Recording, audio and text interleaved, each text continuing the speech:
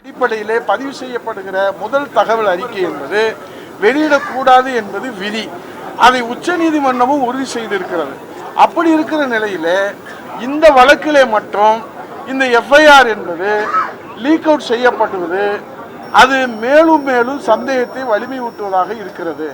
ஏனென்றால் பாதிக்கப்பட்ட பெண், இது போன்ற பாலியல் வன்கொடுமையிலே பாதிக்கப்படுகிற பெண்கள் துணிச்சலோடு வந்து புகார் கொடுப்பது என்பது அரிதிலும் அரிதானது.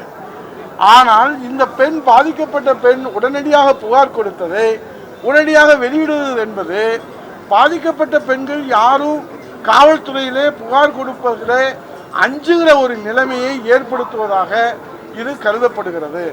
ஆகவே இது குறித்து மாண்பு முதலமைச்சர் அவர்கள் பதில் சொல்லுகிற போது இதற்கு நாங்கள் பொறுப்பல்ல, அரசின் கீழே இருக்கக்கூடிய நிக் என்று சொல்லக்கூடிய நேஷனல் இன்ஃபர்மேஷன் என்ற அந்த நிறுவனத்தின் மீது விளக்கம் சொல்லப்பட்டிருக்கிறது என்று பொறுப்பை தட்டி கழிக்கின்றார்கள். எஃப்ஐஆர் என்பது ஒரு காவல்துறையினுடைய அந்த கட்டுப்பாட்டிலே தான் அது இருக்கும். அது எப்படி வெளியானது, ஏன் வெளியானது? இப்போது அரசு கோப்புகள் எல்லாம் இது போன்று வெளியிட்டு விட்டு இது டெக்னிக்கல் எரர் என்று சொல்லி இந்த அரசு தப்பித்துக் கொள்ளலாமா? ஆக இது எல்லாம், இந்த சம்பவங்கள் எல்லாம், தொடர் சம்பவங்கள் எல்லாம் பார்க்கிற போது ஒரு பெருத்த சந்தேகம்.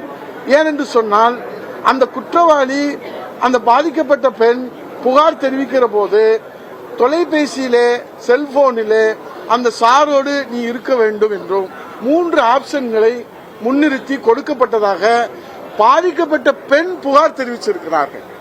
ஆகவே அந்த சார் யார் என்று கேள்வி கேட்கிற போது காவல்துறையுடைய ஆணையர் அவசரமாக விசாரணை ஆரம்ப கட்ட நிலையில இருக்கிற போது அவர் குற்றவாளி ஒருவர்தான் என்று ஒப்புதல் வாக்குமூலமாக கன்ஃபெஷன் ஸ்டேட்மெண்டாக எப்படி முடிவுக்கு வந்தார்? ஆக பிளேன் மூடிலே இருந்தது செல்போன் என்று ஆரம்ப கட்ட விசாரணையிலே அவர் சொல்வது என்பது ஒரு பெருத்த சந்தேகத்தை ஏற்படுத்துகிறது. தொடர்ந்து 82 மாவட்டங்களிலே மாண்புமிகு எதிர்க்கட்சி தலைவர், நம்முடைய முன்னாள் முதலமைச்சர் எடப்பாடி அவருடைய தலைமையில் அனைத்து இந்திய அண்ணா திராவிட முன்னேற்ற கழகத்தினுடைய சார்பில் போராட்டம் நடத்தப்பட்டது. பாதிக்கப்பட்ட பெண்ணுக்கு நீதி வேண்டும் என்கிற அடிப்படையில் போராட்டம் நடத்தப்பட்டது. அவர்கள் எல்லாம் கைது செய்யப்பட்டு நாங்கள் எல்லோருமே தமிழ்நாடு முழுவதும் கைது செய்யப்பட்டு கைது நடவடிக்கைக்கு உள்ளானோம். புரட்சி தலைவர் எடப்பாடி அவர்கள் இருந்த காலத்திலும், அம்மா அவர்கள் இருந்த காலத்திலும், புரட்சி தலைவர் இருந்த காலத்திலும் குற்றம் சாட்டப்பட்டவர்கள், குற்றவாளிகள் யாராக இருந்தாலும் விசாரணை செய்து அவர்கள் மீது தகுந்த நடவடிக்கை எடுத்திருக்கிறார்கள். இது கடந்த கால வரலாறு.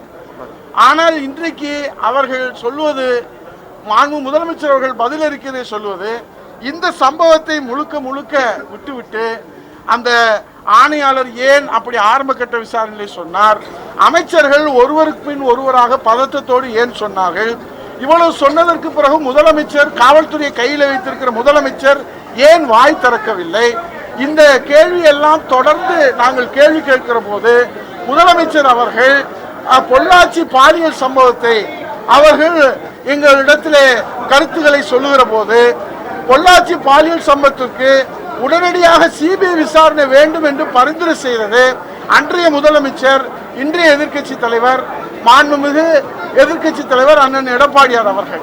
ஆகவே அந்த உண்மை தகவல்கள் எல்லாம் மறைத்துவிட்டு இந்த சம்பவத்தை நியாயப்படுத்துவதை போல ஒரு முதல்வரிடத்திலே கவனத்திலே கொண்டு சென்றால் பாதிக்கப்பட்ட மாணவிக்கு நீதி கிடைக்கும் என்கிற அடிப்படையிலே தான் கவன ஈர்ப்பு தீர்மானம் கொண்டு வரப்பட்டது. ஆனால் அவர் பொள்ளாச்சி சம்பவத்தை மேற்கோள் காட்டுவது இந்த சம்பவத்தை நியாயப்படுத்துவதை போலதான் அமைந்திருக்கிறதை தவிர, ஆகவே அது குறித்து எங்களுக்கு உடன்பாடு இல்லை. பொய் தகவல்களை தெரிவிக்கிறார்கள்.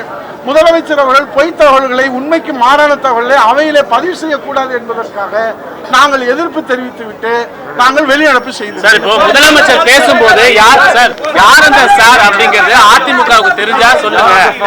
யார் அந்த சார் யார் அந்த சார் அப்படிங்கிறது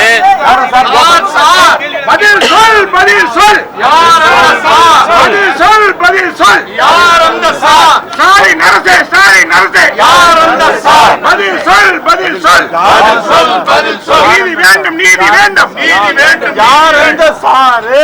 யார் அந்த சார்? நீதி வேண்டும், நீதி வேண்டும், நீதி வேண்டும், நீதி வேண்டும். பாதிக்கப்பட்ட மாணவிக்கு நீதி வேண்டும், நீதி வேண்டும். யார் அந்த சாரு? யார் அந்த சாரு? ஸ்டாலின் அரசே, திமுக அரசே, நீதி வேண்டும், நீதி வேண்டும். வெட்கக்கேடு, வெட்கக்கேடு.